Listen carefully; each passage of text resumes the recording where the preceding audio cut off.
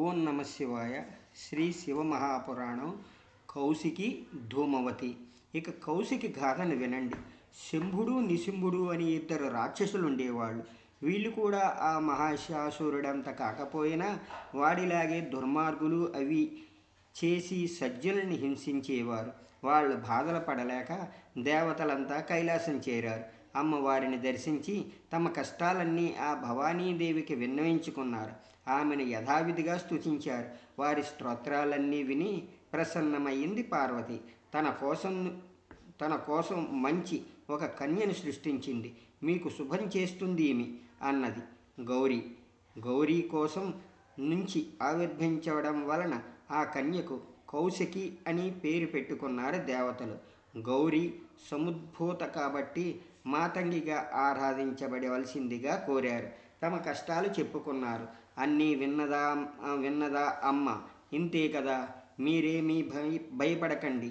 గౌరీ ఆదేశాన్ని అనుసరించి మీకు శుభం చేయడమే నా కర్తవ్యం అని వాళ్ళకి ధైర్యం చెప్పింది. తక్షణమే అక్కడ అదృశ్యమై శుంభు నిశుంభుల నగరపు ఈవల ప్రసాదాన వెలిసింది. అక్కడి సేనలకు జగదేక సుందరిని చూశారు. కన్నుల పండగ చేసే కౌశికి సోయిగాన్ని చూసి చండముండులనే వారిద్దరూ చెరాచెరా వెళ్ళి శుంభనిశుంభులకు చెప్పారు. సింహం మీద కూర్చుని ఉంది. ఎవరెవరో దేవతా స్త్రీమూర్తులంత చేతులు పట్టుకుని మరీ ఆమెను సేవించుకుంటున్నారు. కొందరు ఆమె పాదాలు సంవాహనం చేస్తున్నారు. కొందరు తల దువ్వుతున్నారు.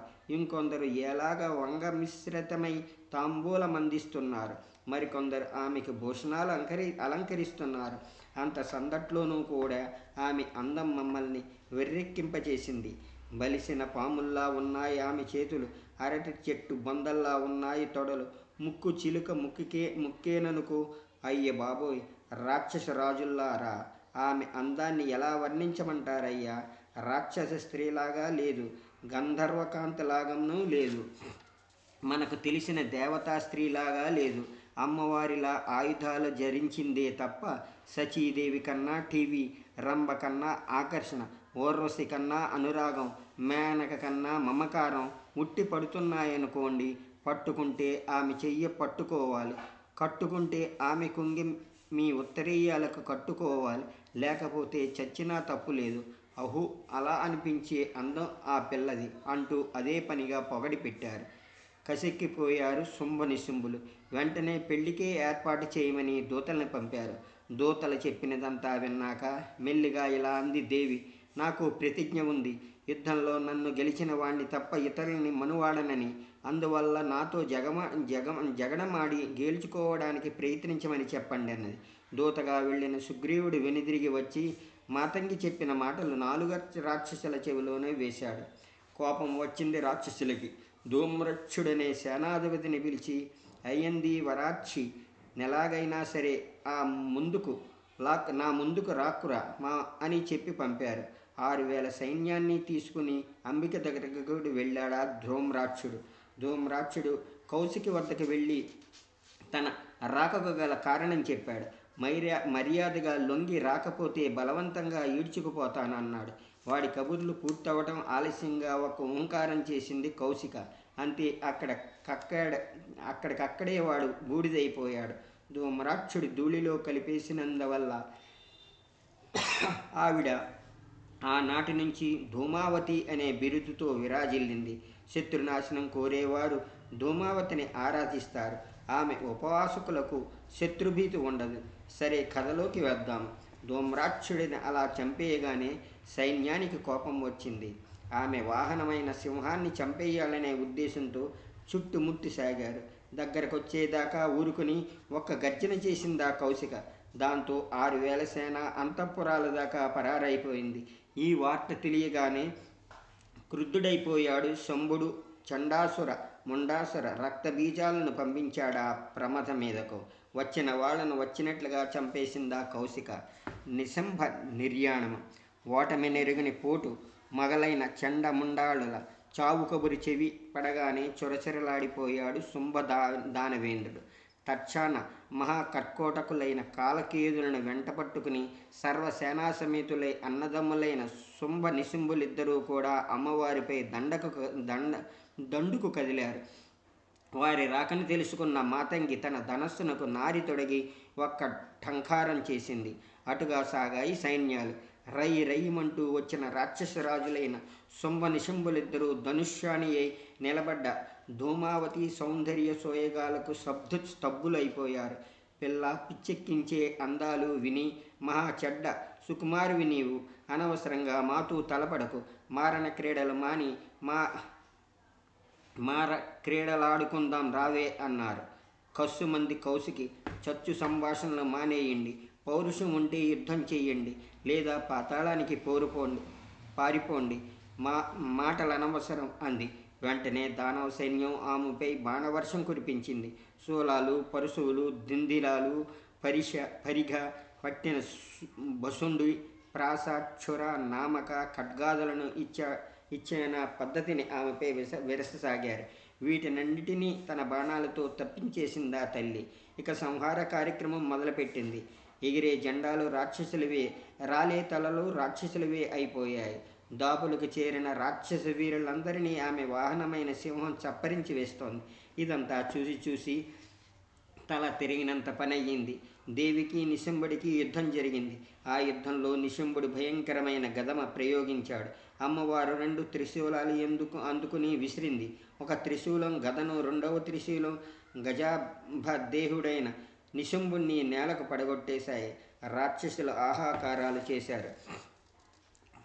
కౌశికి శంభుని వశించుట. తమ్ముడు చావు గురించి వినగానే తగని కోపం వచ్చిందా శంభుదానవుడికి. తక్షణమే యుద్ధరంగం చేరాడు. దుర్నిరీక్షమైన శక్తిని ప్రయోగించాడు అమ్మవారి మీద. తన బాణాలతోనే శక్తిని ముక్కలు చేసింది శైవముద్ద. ఒకే ఒక్క శూలాన్ని గురిచూపి విసిరిందామె. గల్లున చప్పుడైంది. త్రిశూలం శంభుడి పక్షాన గుచ్చుకుని వాడి ఉరక్కుహరపు ట్రస్టులను పగిలిన చప్పుడయ్యింది. మహాపర్వతంలా పడిపోయాడు నేలకు. దేవతలు జై ధ్వానాలు చేశారు. రాక్షసులు ఆహాకారాలు చేశారు. సింహ వాహనానికి కోపం వచ్చింది. జయధ్వానాలు అమ్మవారికి వినపడకుండా వీళ్ళగోలేమిటి అనుకున్నది కాబోలు. నోరెత్తిన ప్రతి రాక్షసుని చంపరిచ్చేసింది. అమ్మవారి ఆశీస్సులతో అమరులు మళ్ళా తమ పదవులు పొందగలిగారు. రాక్షసుడి పీడ నివారించబడడంతో లోకాలన్నీ ఆనందంగా భాషించాయి. అత్యంత శ్రేయోదాయకమైన ఈ గాథ అఖండమైన అభ్యుదయమును సమకూరుస్తుంది. ఆశలు ఆశయాలు అన్నీ తీర్చే తల్లి ఆవిడే. ఆరోగ్యాన్ని ప్రసాదించే దేవత ఆవిడే. అఖిలాండకోటి బ్రహ్మాండాలకి ఆదిమూర్తి, ఆదిశక్తి, ఆది కారణము కూడా ఆవిడే.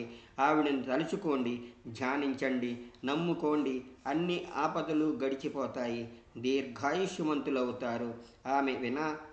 ఆమెని వినా ఆదుకునే ఎవరూ లేరు. సర్వేశ్వరత్రా నిండి ఉన్న శక్తి ఆవిడే. ఆవిడ అనుగ్రహం లేకపోతే పురంధరుడే కావచ్చు, పూచిక పొల్ల కూడా కదల్చలేడు.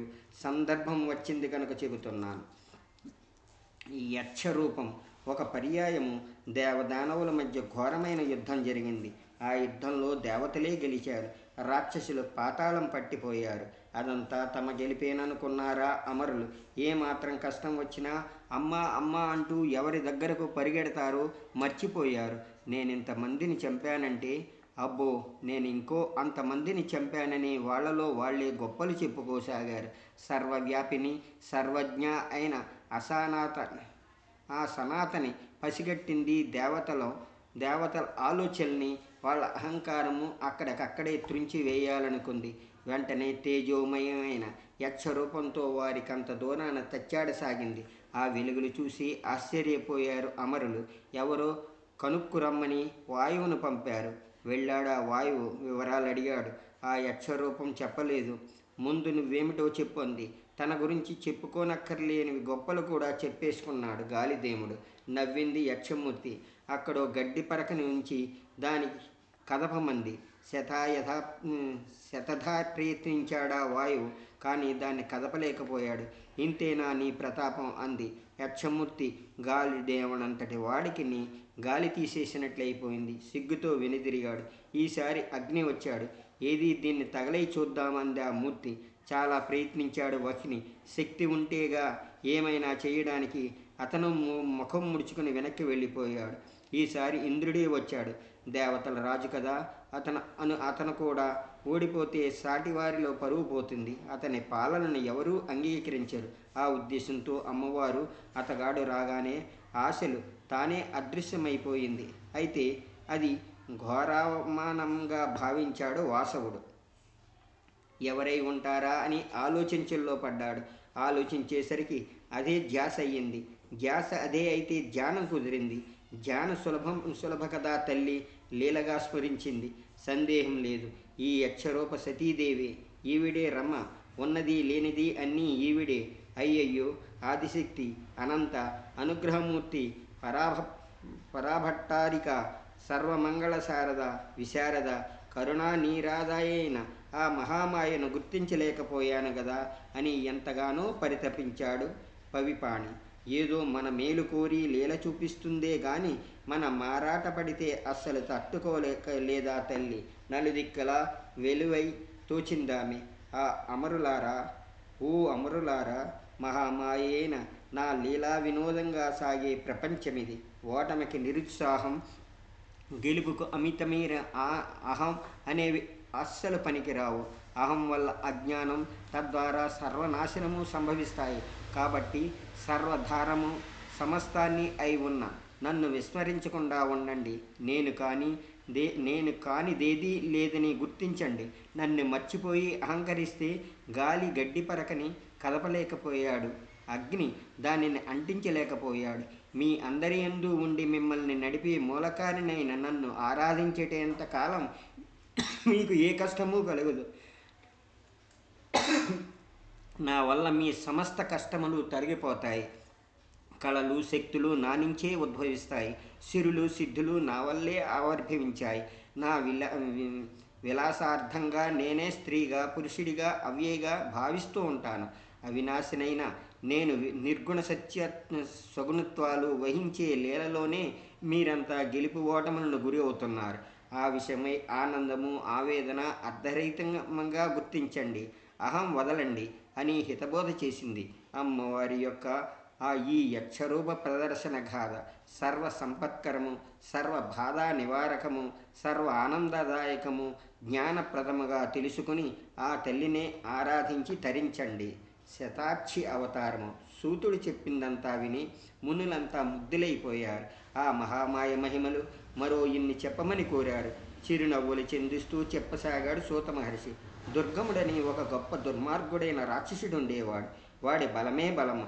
అధోలోకాలు, ఊర్ధ్వలోకాలు, మధ్యలోకాలు కూడా ఆక్రమించేశాడు. పైగా బ్రహ్మగారు వీడిని అనుగ్రహించి 4 వేదాలు ఇచ్చాడు. ఆ వేదాలని చదివాడు వాడు. ఎలా ప్రవర్తిస్తే దేవతలు బలహీనులవుతారో పసిగట్టి అలా ప్రవర్తించసాగాడు.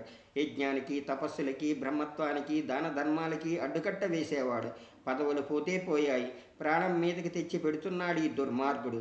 అమృతం త్రాగమన్నా పేరే గాని అట్టే కాలం బ్రతకనిచ్చేలా లేడు మనల్ని అని దేవతలంతా కూడా కూడబలుక్కున్నారు. సర్వేశ్వరి, జగదాధార, మహామాయ, శ్రీదేవి అయిన ఆ భట్టారికను ప్రార్థించారు. ఓ తల్లి, నువ్వే దిక్కు. ప్రపంచంలో జీవనాధారం నీళ్లు. అటువంటి నీళ్లు మచ్చికైనా దొరకకుండా చేశాడా దుర్గముడు. నీళ్లు లేనిదే ఆచారం లేదు, నీళ్లు లేనిదే ఆహారం లేదు, నీళ్లు లేనిదే ఏదీ లేదు. ఓ కరుణాసాగరి, శరణు శరణు శరణు శరణు శరణు శరణు అని చేతులెత్తి మ్రొక్కారు. టక్కున ప్రత్యక్షమైందా మహామాయ. 100 కళ్ళతో ప్రత్యక్షమైంది. ధనుర్బాణాలు, పద్మాలు 2 చేతులా ఉన్నాయి. తక్కని చేతుల నిండా కూరగాయలు, కందమూలాలు ధరించి ప్రత్యక్షమైంది. ఆమె 100 కళ్ళ నుండి కరుణారసం నీరై ధారలు కట్టినది. ఆమె చేతులతో ఇచ్చిన అక్షయమైన ఆహారాలతో జనం ఊపిరి తీసుకున్నారు. 9 రాత్రులు 9 పగళ్ళు అలా ఉండిపోయింది ఆ తల్లి. ఆ 9 నాళ్ళు ఆమె నేత్రాల నుంచి ప్రవహించిన నీళ్లతో భూమి నానిపోయింది. పచ్చికలు మొలకెత్తాయి, సన్యాలు జీవం పోసుకున్నాయి. వాపి కోపత తటాకాదులు జలభరితాలయ్యాయి. చతుర్వర్ణాల ప్రజలు సంతోషించారు. దేవతలు మరీ ఆనందించారు. పరిస్థితులన్నీ చక్కబరిచారు. ఇంకేమైనా కావాలంటే కోరుకోండి అందామె. దుర్గముడి వద్దనున్న వేదాలు తిరిగి ఇప్పించు తల్లి అని ప్రార్థించారు దేవతలు, బ్రాహ్మణులు. తదాస్తు అంటూనే అదృశ్యమైపోయింది తల్లి. కందమూలాలను అనుగ్రహించడం వల్ల శాకంబరీదేవి అని, 100 నేత్రాలతో ఆవిర్భవించడం వల్ల శతాక్షని ఆమెనికి పేర్లు వచ్చాయి. ఈ కోలాహలమంతా చూసిన దుర్గముడు ఆశ్చర్యపోయాడు. దేవతలకు మళ్ళా బలం ఎలా వచ్చిందో తెలియదు. తక్షణమే సైన్యం తీసుకుని స్వర్గంపై దండెత్తాడు. అమరావతికి యువతలే అమ్మవారు తేజోమయ చక్రం ధరించి నిలబడి ఉంది. దేవతలంతా ఆమె వెనుకనే ఉన్నారు. యుద్ధం ప్రారంభమైంది. ఆ మహాసంగ్రామంలో అమ్మవారి శరీరం నుంచి కాళీ, తార, చిన్నమస్తక, భువనేశ్వరి, శ్రీవిద్య, భైరవి, బగళ, ధూమ్ర, త్రిపుర సుందరి, మాతంగి, మహావిద్యా స్వరూపులైన దశశక్తులు ఆవిర్భవించాయి. సాయుధపాణులైన అవతరించిన ఆ శక్తిగణం అగణితమైన మాతృగణాలను ఆవిర్భంపజేసింది. చంద్రగళ పతంసలు, చండ ఆయుధ పాణులు, విద్యుల్లేఖన సమతన్వంగులైన వాళ్ళందరూ కలిసి దుర్గముడి యొక్క 100 అక్షిహౌణల సైన్యాన్ని నరికి అవతల పారేశాడు. అమ్మవారు ఒకే ఒక్క ప్రహారంతో దుర్గముణ్ణి చంపివేసింది. దుర్గముని ధనుమాడటం వల్ల ఆమె దుర్గగా కీర్తించబడింది. అడవులు, కొండలే ఆస్థానంగా కలిగి ఉంది కనుక కూడా ఆమెను దుర్గా అంటారు. భయంకరులైన రాక్షసుల్ని చంపింది కనుక భీమాదేవి అని, భ్రమరాల్ని నియమించి అరుణుడిని చంపింది కనుక భ్రామరి అని, భ్రమరాంబ అని అంటారు. అమ్మవారి ఆరాధన శ్రద్ధగా వినండి. ప్రకృతియే మాయ, అదే సనాతన బ్రహ్మమని తెలుసుకోవాలి. రాళ్లతో కానీ, కలపతో కానీ, మట్టితో కానీ దేవీ ఆలయం నిర్మించినట్లయితే 1000 తరాల పూర్వీకులు తరించిపోతారు. అలా గుడి కట్టించిన వాడు సాలోక్యాన్ని పొందుతాడు. అటువంటి అమ్మవారి మందిరంలో శ్రీచక్రాన్ని కూడా స్థాపించిన వారికి 1,000,000 రెట్లు ఎక్కువ ఫలం కలుగుతుంది. పంచాయతన మధ్యంలో అమ్మవారిని పూజించిన వారికి కలిగే ఫలం వర్ణించి చెప్పగలవారు ఈ సృష్టిలోనే లేరు. శివనామమును 1,000,000 సార్లు జపించే కన్నా అమ్మవారి జపం చేయడం వల్ల 1,000,000 రెట్లు ఫలం వస్తుంది. మహామాయైన ఆ తల్లి అనుగ్రహం ఉండాలే కానీ అసాధ్యమన్నదేదీ ఉండదు. ఎవరైతే ఈ భట్టారిక ఆరాధిస్తారో వాళ్ళందరినీ దేవీ గణాలు గుర్తించాలి. లేచినా, కూర్చున్నా, పడుకున్నా, పని చేసుకుంటున్నా కూడా ఉమా ఉమా అని స్మరించే వాళ్ళు ఖచ్చితంగా దేవీ గణాల్లోనే వాళ్ళే. రోజు అమ్మవారి గుడికి వెళ్ళి అర్చించే వారిని ఎనలేని కరుణతో గౌరవిస్తుంది. అమ్మవారి దివ్య మంగళ విగ్రహాన్ని స్థాపించి మధుఘృతాలతో స్నానం చేయించిన వారికి అఖండమైన ఫలం లభిస్తుంది. అగరు చందనము, కర్పూరము, జటామాంసి, తుంగమస్తలు, చూర్ణము చేసి కలిపిన నీళ్లతోనూ ఒకే రంగు గల ఆవుల యొక్క పాలతోనూ అభిషేకించి నైవేద్యం సమర్పించి ఆవునేతితో తడిసిన ఒత్తులతోనూ కర్పూరంతోనూ నీరాజనాలిచ్చి షోడచోపచారాలతో పూజించాలి. కృష్ణాష్టమి నాడు కానీ, నవమి నాడు కానీ, అమావాస్య నాడు కానీ, పంచపర్వములందు కానీ దేవీ సూక్తం లేదా సూక్త విధిగా లేదా మూలమంత్రయుతంగా ధాత్రీగంధ పుష్ప పత్రాదులతో అర్చించినట్లయితే అమ్మవారు ఎంతో ఆనందిస్తుంది. చైత్ర శుద్ధ తదీనాడు భవానీ వ్రతం చేయాలి. ఈరోజు ఉమాశంకరులను పూజించి డోలోత్సవం చేయించాలి. కుసుమ, కుంకుమ, వస్త్ర, కర్పూరాగరు, చందన, ధూప, దీప, నైవేద్య పుష్పమాలికలతోనూ సువాసన ద్రవ్యములతోనూ దేవిని అలంకరించి అర్చించి మహామాయ స్వరూపిణి అయిన శ్రీదేవికి డోలుకోత్సవం జరిపించాలి. వైశాఖ శుద్ధ తదియ రోజున అంబికా వ్రతమాచరించి మల్లిక, మాలతి, మందార, బంధూక, పంకజ జప పుష్పాలతో గౌరీ శంకరులను పూజిస్తే మనోవాక్కాయ కర్మలతో చేసిన 1,000,000 జన్మల పాపాలు నశిస్తాయి. జ్యేష్ఠ శుద్ధ తదియ రోజున దేవీ పూజ చేస్తే సిద్ధించనవంటూ ఏమీ ఉండవు. ఆషాఢ శుద్ధ తదియ నాడు అమ్మవారికి రథోత్సవం చేయించాలి. శ్రావణ భాద్రపద శుద్ధ తదియలో అమ్మవారిని ఆరాధించి పరమాన్నం మొదలైన పిండి వంటలు నివేదించిన వారు ధైర్యవంతులై పౌత్రాభివృద్ధి కలవారై అంతంలో అమ్మవారి లోకం చేరుతారు. ఆశ్వేజ శుద్ధ పక్షంలో నవరాత్రోత్సవాలు చేస్తే సర్వవాంఛలు తీరుతాయి.